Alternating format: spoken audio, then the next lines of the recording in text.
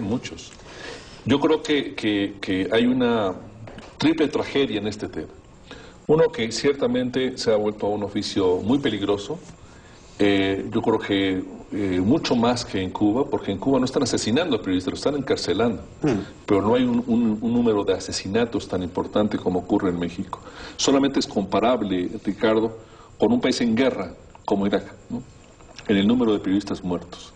La segunda tragedia es que no es un tema de periodistas, no es un tema que la comunidad deba, desde mi punto de vista, identificar como un problema de los periodistas, es un problema con la libertad de expresión.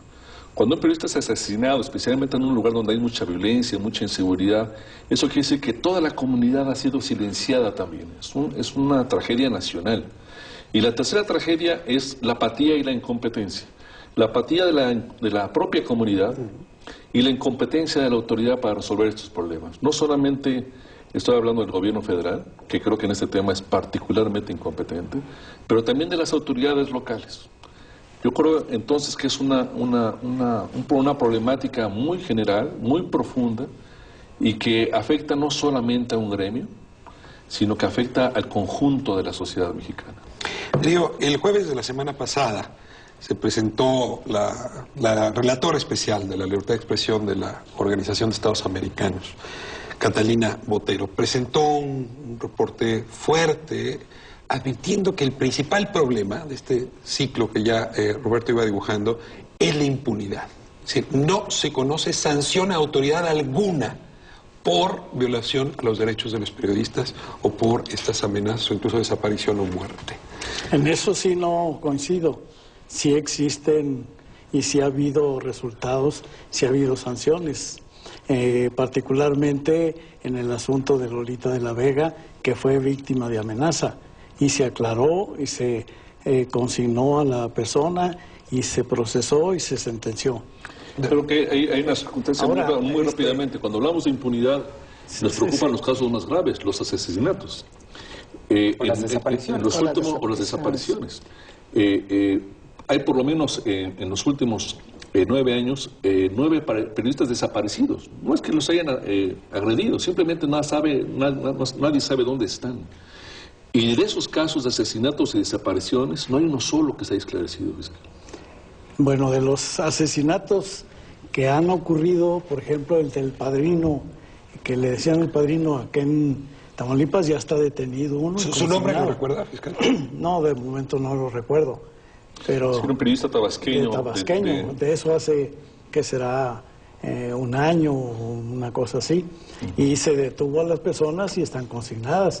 O sea, sí hay casos. Pero yo coincido en que esos casos, bueno, ¿qué quisiera la sociedad y qué quisiéramos nosotros? Que todos se esclarecieran, o la mayoría. En eso coincido. Ahora, Déjeme volver a hacer la pregunta.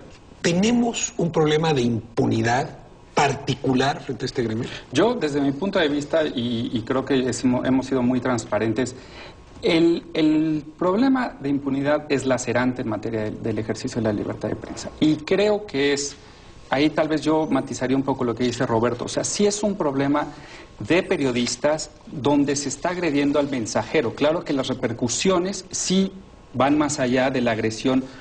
Pero aquí el problema, y también reconociendo un poco, la Fiscalía, que nosotros tenemos un análisis sobre ella, para nosotros es una cortina de humo, ¿no? Y aquí es una cuestión de instituciones.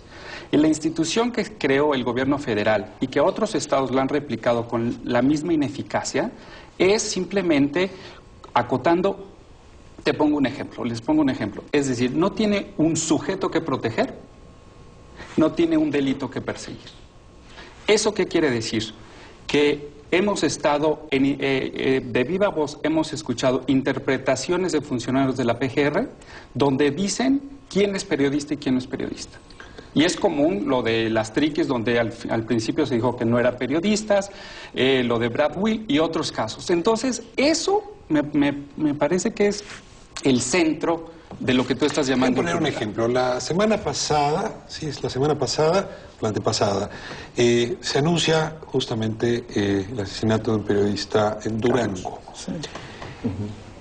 Inmediatamente me fui a buscar y me encontré con informaciones muy distintas. Unos decían que era un abogado de narcos que le pasaba información a los periódicos. Otros decían, no, es un periodista, nombre y apellido, estaba en la nómina del periódico fulano de tal. Pero este hecho no es aislado. Me ha tocado verlo con regularidad. Inmediatamente decir que o bien es un periodista que trabajaba para narcos y por eso le ocurrió, o que tenía problemas de amores y faldas y por eso lo mataron, o tenía tensiones y por eso se suicidó. Y de inmediato con eso se acalla, se silencia el Pero tema. esto pasa, yo pienso, en todos los países, no es solo México, no es el único. El problema es que como la mayoría de los asesinatos ocurren contra periodistas en los estados, no en la Ciudad de México. Entonces, significa que el filtro de información se vuelve difícil de seguirlo y el tema de decir, bueno, o fue una cosa de amores, o fue una cosa de faldas, o fue una cosa de que estaba con narcos, o él era policía, o él... Se empieza primero a aniquilar el carácter, la personalidad del muerto o del desaparecido. Sí. Y la autoridad es particularmente, a nivel de todos los niveles de gobierno, particularmente diestra en esto. Ha habido muchos casos, yo he estado presente en alguno de ellos, donde la autoridad cita a las familias o cita a los colegas de ese periodista y dice, oye, nos hemos enterado que este periodista era homosexual y pensamos que a lo mejor lo mataron por eso. Hemos decidido no decir nada y que el tiempo le eche tierra al asunto. Y hay quien piensa que es buena idea, pero se les ha dicho a esas autoridades, y pasó muy concretamente en el caso de Tamaulipas, no, den a conocer lo que tengan. Porque lo que ustedes están haciendo es colaborar a la impunidad y no están cumpliendo su trabajo de esclarecer quién lo mató. Alberto, déjame ser autocrítico con los propios medios. Ahora regresamos a la autoridad, que en efecto hay mucho de qué hablar. Pero también los medios juegan ese papel. Si yo escucho a grandes cadenas, incluso de televisión, a grandes diarios, que miran a su corresponsal allá lejos, en alguna entidad federativa, y no la protegen, incluso se compran estas mismas versiones. Sí, es algo más complejo que la autoridad, es una sociedad que está confabulada, está en una suerte de complot para el silencio, ¿me equivoco? Podríamos tener un programa sobre la incompetencia de los medios para tratar a sus periodistas. Casi siempre atrás, o en muchos casos atrás de un periodista asesinado, hay un dueño de periódico, un dueño de medio, local o nacional, que de alguna manera está haciendo pésimamente su trabajo. Además, no sé si concuerdas, Roberto, pero antes de cualquier agresión, en el 99.9% de los casos hay una amenaza previa. Sí, pero el periodista no se protege, los medios no capacitan a los periodistas para cubrir asuntos de alto riesgo. Hay muchísimos casos donde los periodistas son utilizados por bandos contrarios del crimen, uno contra el otro, o por la autoridad para atacar a uno de los bandos. Pasó muy concretamente hace justo 4 años en abril con Jiménez Mota en Hermosillo. Una autoridad, un funcionario de la PGR a nivel local le pasaba información en contra de un bando de narcotraficantes y el reportero publicaba continuamente esa información. Quien lo mató fue el otro bando de los narcotraficantes. Hubo un mal trabajo de los reporteros, un pésimo trabajo por parte de los editores, pero por supuesto muchas sospechas respecto a qué estaba haciendo la autoridad manejando así la información. Es un solo caso aislado que se repite mucho. Ahora, como periodista no tengo protección de mi medio y no tengo protección suficiente del Estado, y más bien muy deficiente del Estado según estos reportes. Y decía al principio Marco Lara Clar, y eso lleva a la autocensura, y la autocensura es el peor vicio que podría pescar un periodista, porque entonces la sociedad paga por la libertad precisamente de prensa. Pues yo pienso que llega a la autocensura en lugares específicos donde han matado a mucha gente. Por ejemplo, en Tamaulipas ya no cubren crimen organizado de la misma forma. En Durango ahora no van a tocar un montón de cosas, sabemos que es un lugar muy conflictivo.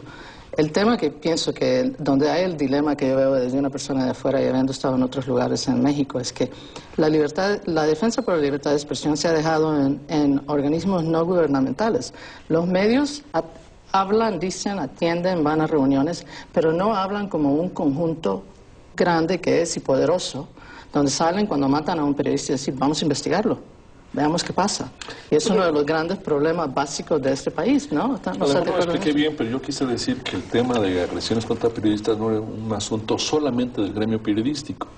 Que si yo soy un ciudadano que me dedico a otra cosa, puedo no preocuparme porque es un tema de los periodistas. Lo que creo que hemos fallado también los periodistas es en explicar a la comunidad que cada periodista asesinado es una serie de derechos cancelados. Ese periodista está ahí para vigilar derechos de la comunidad. Derecho a estar informado, derecho a expresarse. Y cuando un periodista normalmente es asesinado en una comunidad, eso quiere decir que la autoridad ha sido amordazada también, que otros líderes partidistas o políticos o gremiales ha sido también amordazado, también los curas, también los médicos. Toda la comunidad está realmente acorralada y hay un debilitamiento del Estado impresionante. Bueno, perdón. Pero sí